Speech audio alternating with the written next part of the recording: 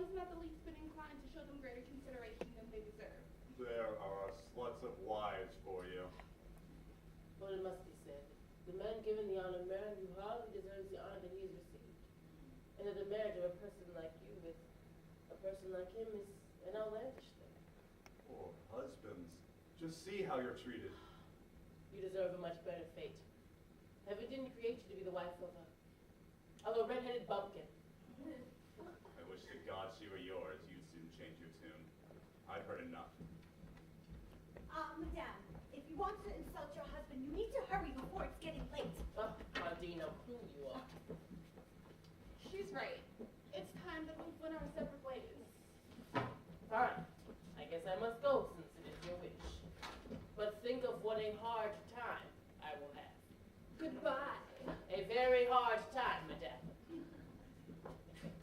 Claudine! Claudine! Claudine! Claudine, I want to say goodnight to you. Go now. I'll say goodnight to you from a distance and send you one back at the same time. Let's go back in without making a sound.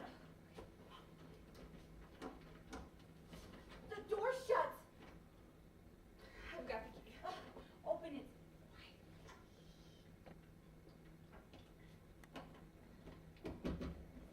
It's bolted inside. I don't know how we'll get back in. Call the boy who sleeps up there. Colin! Colin! Colin! Colin! Aha! I've caught you at last, Madam, my wife. So, you've been a-roaming while I've been a-sleeping. I'm pleased as punch to discover this, and to find you out and about at this time of night. What's so wrong with being out in the cool night air? Oh, nothing at all. It's a fine time to take the cool night air. But you have been up to something pretty hot, my coquettish wife. We know all about the planned rendezvous with your pretty young man. We've overheard your amorous dalliance together and the fine poetic eulogies for your husband which you exchanged. My only consolation is that I shall have my revenge, and your parents will be convinced now that my accusations were justified and that your behavior has been shameful. I've sent for them. They'll be here shortly. This is no doubt an unexpected turn of events for you. This time I've come out on top. I finally got my hands on something which will humble your arrogance and expose your trickery. Up to now, you have got out of my accusations, bamboozled your parents, and covered up your shameful behavior. Whatever I said or did was in vain. Your cunning always got the better of my rightful claims, and you have always found a way to win the case. But this time, heaven be praised, all will be made clear, and your barefacedness will be exposed. I beg you to open the door to me. Certainly not. We must await the arrival of those I have summoned. I want them to find you out and about at this hour of the night. While you're waiting for them, why don't you try to think up a new twist or turn to get you out of this mess? Or find new ways of dressing up your escapade. Or light on some clever trick to escape from your predicament and appear innocent. Perhaps a plausible tale of a nocturnal pilgrimage. Or a girlfriend in labor whom you just helped. No! I don't intend to hide anything. I won't even try to defend myself and deny everything. Since you know about it all. That's because you can see that all other options are closed. And that there's no excuse you could think of which it wouldn't be easy for me to prove false. I confess that I am in the wrong, and you have a good reason to bring a complaint against me. But I entreat you to take pity on me, and not expose me to the wrath of my parents. Please let me in at once. I'd like to oblige you, but not this time. I beg you, my dear, my darling husband. My dear, my darling husband? So I'm your darling husband now that you sense you're in a trap. Well, I'm delighted to hear it.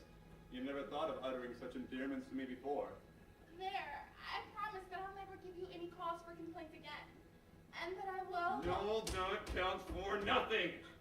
I don't want this business to go by, and it's very important to me that your behavior will be exposed fully, once and for all. Please listen to me. All I ask you for is a moment's audience.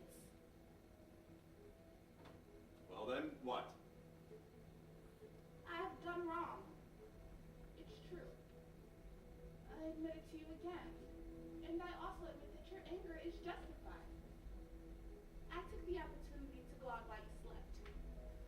And my reason for going out was to meet the person whom you saved.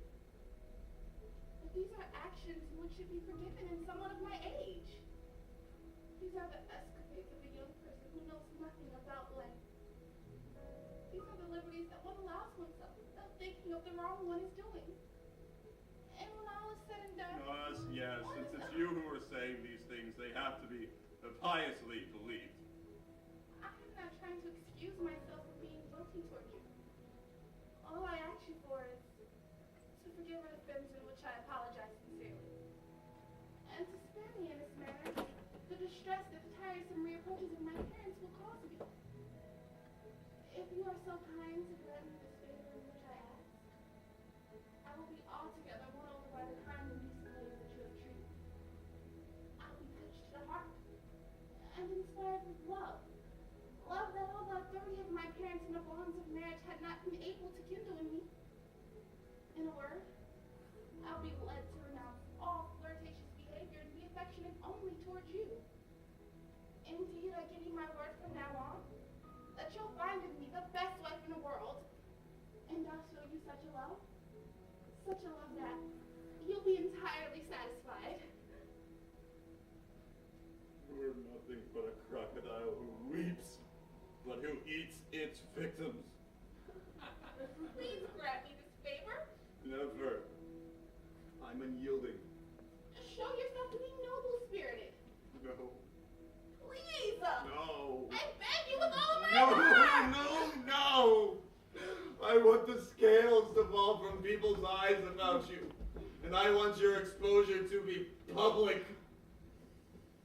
Well, since you have reduced me to such despair, I want to warn you that a woman in such a state is capable of anything. And that I will do something in which you will regret. What will that be, pray? My heart will be forced to adapt to extreme measures. I shall kill myself. On the spot.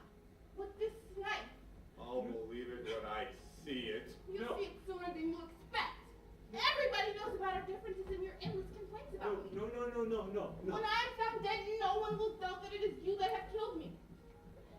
And my parents are certainly not the sort of people that would let such a death go unpunished. Don't duck. They'll pursue you by every legal means open to them to ensure that you are punished and that their anger is assuaged. Don't duck. That's how I shall take revenge against you. I should not have been the first to recourse to such means of vengeance. It isn't difficult to kill ourselves to cause the downfall of those whose cruelty has driven us to this last extremity. Your humble servants, madam, but people don't think of killing themselves these days. The fashion has long since passed. Something you better be very sure of.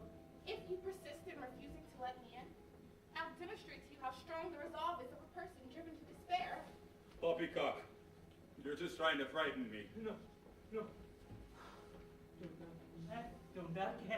Well, since I have to, this blow will satisfy us both and show whether I am serious or not. Don't duck.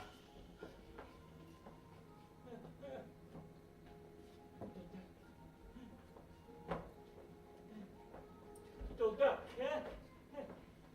Don't duck. Don't duck. Don't duck.